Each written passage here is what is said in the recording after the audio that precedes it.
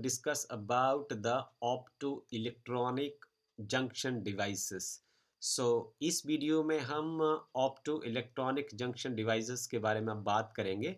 तो सबसे पहले हम जो इसका नाम है उसके बारे में चर्चा करते हैं। ऑप्टो का रिलेशन होता है लाइट से, और इलेक्ट्रॉनिक का रिलेशन होता है चार्ज से, और जंक्शन का रिलेशन है पी टाइप एक्सचेंजिंग सेमीकंडक्टर और एन टाइप सेमीकंडक्टर को मिलाने से।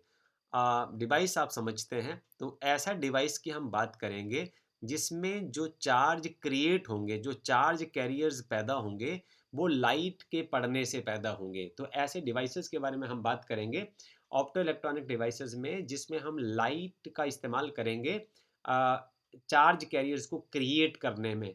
तो उसमें सबसे पहले हम स्टेप वाइज चलेंगे, जैसे फोटो डायोड उसमें श्रेणी में सबसे पहले आएगा। So in this section we learn about the semiconductor diode in which the carriers are generated by photons.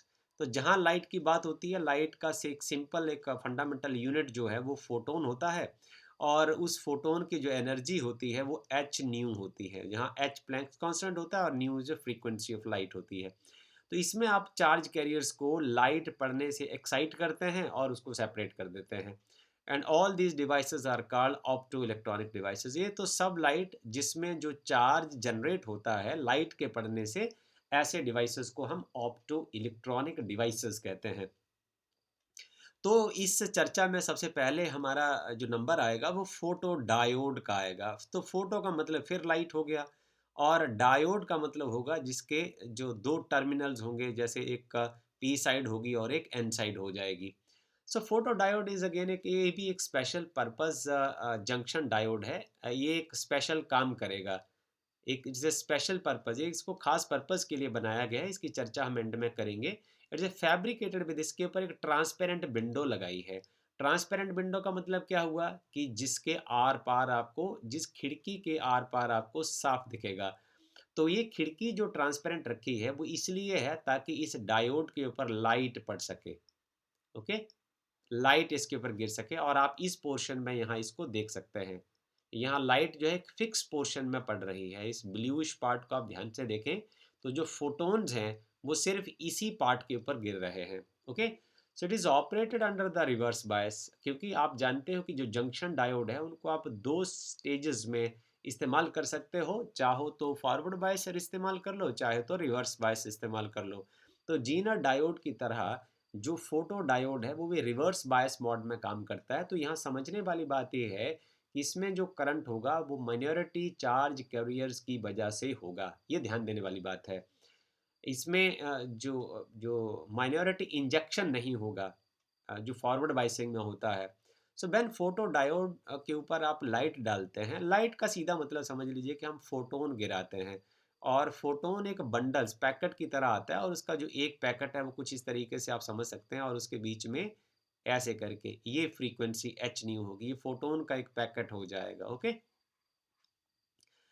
जिसकी एनर्जी एच न्यू होती है। अब यदि ये गिरने वाले फोटोन की एनर्जी बैंड गैप से ज़्यादा होती है, तो बैंड गैप हम आपको एक बार फिर से आपके साथ इसकी बात कर लेते हैं। जहाँ तक बैंड गैप की बात है तो आप इसको ऐसे समझ सकते हैं कि ये देखिए, बैलेंस बैंड सिंपली है ये, जिसमें सारे जो बैलेंस शेल के इलेक्ट्रॉन इकट्ठे हो जाते हैं, उसको बैलेंस बैंड बोल देते हैं।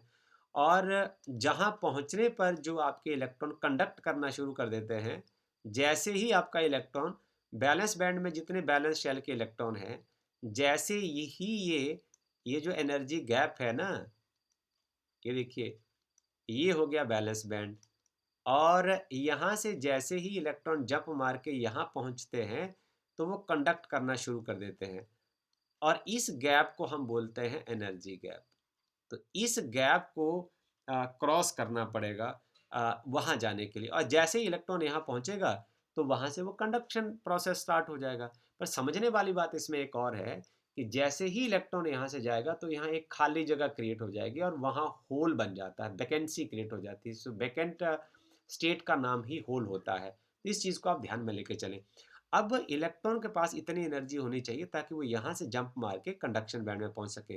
तो ये जो एनर्जी है, जब यदि फोटोन से आप इस एनर्जी को प्रोवाइड कराते हैं, जो एच न्यू है, इफ़ एच न्यू, ये जो पढ़ने वाले फोटोन की एनर्जी यदि इस बैंड गैप से ज़्यादा होती है, तो आपका काम चलना शुरू हो जाता है। अब आपको चीज़ बड़े आराम से समझ आ जाएगी। तो यदि पढ़ने वाले जो ये फोटोन है इसकी एनर्जी ज़्यादा है इस बैलेंस बैंड और कंडक्शन बैंड के गैप से ज़्यादा, तो होने क्या वाला है, इलेक्ट्रॉन और होल का एक पेयर बन जाता है, एक जोड़ा पैदा हो जाता है। आप सिंपली समझ जाइए, बैलेंस बैंड से जैसे ही इलेक्ट्रॉन कंडक्शन बैंड में जाएगा तो होल तो अपने आप ही क्रिएट हो जाता है। तो इसी तरीके से होल की जनरेशन होती है। ओके, और ये होता कैसे है, जब पढ़ने वाला जो फोटोन होगा उसकी जो एनर्जी होगी वो इस बैंड गैप से ज़्यादा होगी, मतलब एनर्जी गैप से ज़्यादा होगी। अब सुनिए, आप ज़रा ध्यान से देखें, ध्यान से देखने वाली बात यह कि ये जो लाइट है वो इस जंक्शन डायोड के हर हिस्से के ऊपर नहीं पड़ रही है। आप देखिए, ये पी साइड पर भी नहीं पड़ रही है, एन साइड पर भी नहीं पड़ रही है। ये जो हमारा ब्रेक डाउन, ये जो हमारा डिप्लीशन रीजन है, इस डिप्लीशन रीजन के ऊपर ही पड़ रही है। So this light is falling on the depletion region. So ध्यान देने वाली बात यह है कि जैसे ही लाइट डिप्लीशन रीजन पर पड़ेगी तो इलेक्ट्रॉन और होल पेयर पैदा होना शुरू हो जाएंगे, और जैसे ही इलेक्ट्रॉन और होल पैदा होगा तो आप देखिए, ये रिवर्स बायस मोड में काम करता है। मींस एन को आपने पॉजिटिव से जोड़ा हुआ है और ये जो पी साइड है उसको नेगेटिव से जोड़ा हुआ है। ये रिवर्स बायस मोड में रखने का तरीका है।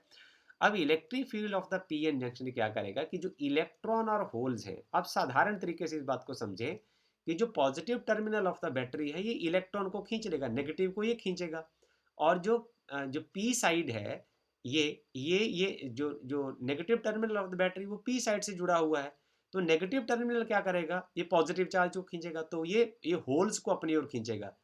ये जो बैटरी का पॉजिटिव टर्मिनल है ये इलेक्ट्रॉन को अपनी ओर खींचेगा, और जो negative terminal of the battery जो पी साइड से जुड़ा हुआ है ये होल्स को एन साइड से पी की ओर खींचेगा। मतलब क्या हुआ इसका साफ, कि जो इलेक्ट्रॉन है वो, अब यदि यहाँ से यदि इलेक्ट्रॉन और होल जनरेट होते हैं, जैसे हम ऐसे लिख देते हैं, देखिए ऐसे बना देते हैं, या किसी भी हिस्से से इलेक्ट्रॉन यदि जनरेट होते हैं, ओके, और हम होल को ऐसे मार्क कर देते हैं, ये यदि ये होल्स हैं, अब इस ब्रेक डाउन रीजन में इलेक्ट्रॉन और होल जो हैं वो जनरेट होंगे, तो होगा क्या, होगा ये कि जो होल्स होंगे वो नेगेटिव टर्मिनल की ओर मूव करेंगे, तो होल सब इधर को मूव करेंगे, ये सब इधर को मूव करेंगे।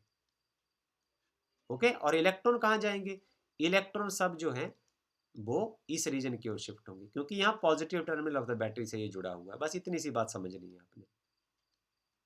Okay, so this is what I am going to teach at this point of time.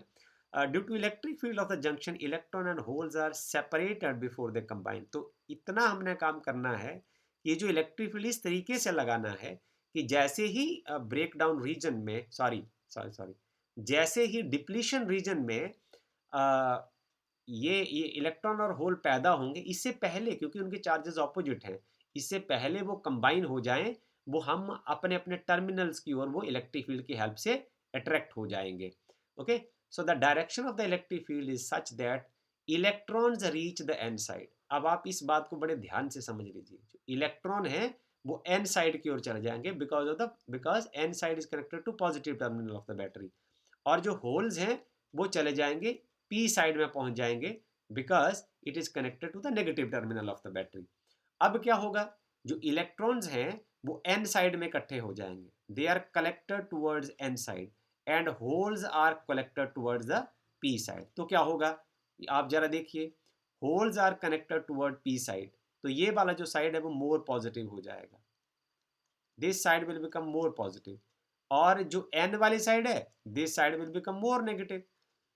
But does this mean, इसका मतलब हुआ ये यहाँ एक जो बैटरी डेवलप होगी उसका जो पोटेंशियल है ईएमएफ है, क्योंकि वो directly proportional to the charge on the plate के ऊपर होता है, इसलिए उसका जो ईएमएफ है वो इंक्रीज हो जाएगा। अब आप यहाँ समझ लें, it gives rise to an increase in EMF, electromotive force बढ़ जाएगा। सो जब यदि आप मान लीजिए कि आपका यदि जो एक्सटर्नल लोड जो है आपने इसको जोड़ा हुआ है इसके साथ, तो उसमें करंट फ्लो होगा और वो आपको सूचना दे देगा कि अब करंट ज़्यादा आ रहा है या करंट आ रहा है, उसकी इंडिकेशन देगा। तो मैग्नीट्यूड ऑफ उसमें करंट कितना होगा ये इस बात पर डिपेंड करेगा। ये तो सिंपली आप समझ जाएंगे कि लाइट जितनी ज़्यादा पड़ेगी उतने यहाँ इलेक्ट्रॉन और होल के पेयर ज़्यादा बनेंगे, उतने चार्जेस जो हैं वो ऑपोजिट प्लेट के ऊपर ज़्यादा इकट्ठे होंगे और उतना करंट ज़्यादा आ जाएगा। तो जितनी ज़्यादा लाइट पड़ेगी उतना ज़्यादा करंट का फ्लो होगा, राइट। सो फोटो करंट जो है is proportional to the intensity of incident light. तो आप देखें मजे की बात तो इसमें ये हो गई कि एक ना केवल आप इसमें करंट जो है वो प्रोड्यूस कर पाएंगे, पर दूसरा आप डिटेक्ट भी कर लेंगे कि लाइट कम है या लाइट ज़्यादा है। तो लाइट कम या ज़्यादा का सीधा रिलेशन यहाँ है। यदि करंट है उसमें फोटो डायोड में ज़्यादा आ रहा है, इसका मतलब लाइट की इंटेंसिटी ज़्यादा है, और यदि करंट कम आ रहा है तो लाइट की इंटेंसिटी कम है। ये बड़ी मज़ेदार बात होगी। तो इसलिए ये एक इंस्ट्रूमेंट की तरह आप इसको इस्तेमाल करते हैं। It is easier to observe the change in current. तो चेंज इन करंट को हम बड़े आराम से ऑब्जर्व कर सकते हैं। माइक्रोमीटर लगा दो आप, ठीक है, तो इससे हमें चेंज इन इंटेंसिटी का भी पता चल जाता है। तो लाइट डिम हो रही है, ज़्यादा हो रही है, कम हो रही है, तो हम अंदर बैठे ही बाहर से अपने फोटो डायोड को देख के ही पता लगा देंगे, उसकी रीडिंग को पढ़ के ही पता लगा लेंगे कि जो बाहर लाइट ज़्यादा है या कम है। तो इसको एक बहुत अच्छे इफेक्टिव इंस्ट्रूमेंट के रूप में हम इसको इस्तेमाल कर सकते हैं when the reverse bias is applied. So we can say thus कि photo diode can be used as a photo detector. Okay, इसको हम फोटो डिटेक्टर की तरह इस्तेमाल करते हैं to detect the optical signal. तो लाइट से आने वाले सिग्नल को हम ऐसे डिटेक्ट कर लेते हैं। तो यदि हम इसका ग्राफिकली इसको पढ़ना चाहें, क्योंकि ये फिजिक्स है तो इसमें हम मैथमेटिकल और ग्राफ जो होता है, ग्राफ एक बहुत शॉर्ट लैंग्वेज होती है जिससे हम फटाफट से सारा फिनोमिना ग्राफ देख के ही अंदाज़ा लगा लेते हैं। तो यदि हम इस कॉन्सेप्ट को ग्राफ से समझना चाहें तो सबसे पहले, क्योंकि ये रिवर्स बायस मोड में काम करता है, इसलिए इसमें हमें नेगेटिव एक्स एक्सिस की और नेगेटिव बाई एक्सिस की ज़रूरत होगी। तो इसमें जो करंट है, आप जानते हैं कि रिवर्स बायस मोड में करंट जो है वो माइक्रो एम्पियर की रेंज का होता है। तो ये सूचना आपके पास है। रिवर्स बायस मोड में आप रिवर्स बायस वोल्टेज अप्लाई कर रहे हो, इसलिए ये जो नेगेटिव एक्स एक्सिस से रिप्रेजेंट की जाएगी। आप यहाँ देखें कि जो करंट है वो ब्लू लाइन से यहाँ आप देख रहे हैं, ये करंट है, राइट। और ये है intensity of light, I1, I2, I3 and I4। आप गौर से देखिए, आपको ये ग्राफ बता क्या रहा है। आपको ये बताया जा रहा है इस ग्राफ से कि जो I4 की इंटेंसिटी, लाइट की यहाँ इंटेंसिटी ज़्यादा है, I4 के I3 से ज़्यादा है, I3 के I2 से ज़्यादा है, और I2 की I1 से ज़्यादा है। इसका मतलब सबसे कम इंटेंसिटी ऑफ लाइट किसकी है? I1। आप देखें ये जो ग्राफ है वो सबसे नीचे है, और यहाँ जो करंट है वो बहुत कम होगा। यहाँ देखिए ये करंट की यहाँ वैल्यू होगी। यदि इंटेंसिटी ऑफ लाइट बढ़ी तो जो रिवर्स करंट है वो और ज़्यादा इंक्रीज हो गया। यदि इंटेंसिटी ऑफ लाइट और बढ़ी तो रिवर्स करंट जो है वो और बढ़ गया। यदि इंटेंसिटी ऑफ लाइट सबसे ज़्यादा होगी तो जो रिवर्स करंट है वो सबसे ज़्यादा हो गया। तो नेगेटिव बाई एक्सिस जो है वो मैग्नीट्यूड ऑफ रिवर्स करंट को रिप्रेजेंट करती है। सो आई थिंक, मुझे लगता है कि शायद आप बच्चों ने इसको काफ़ी आनंद से पढ़ा होगा, इंजॉय किया होगा। यदि फिर भी कोई सवाल रहता है तो आप कमेंट बॉक्स में लगातार लिखते चले जाएं, ताकि हम भविष्य में आने वाले बच्चों को एक अच्छे से अच्छे वीडियो दे सकें। Thank you.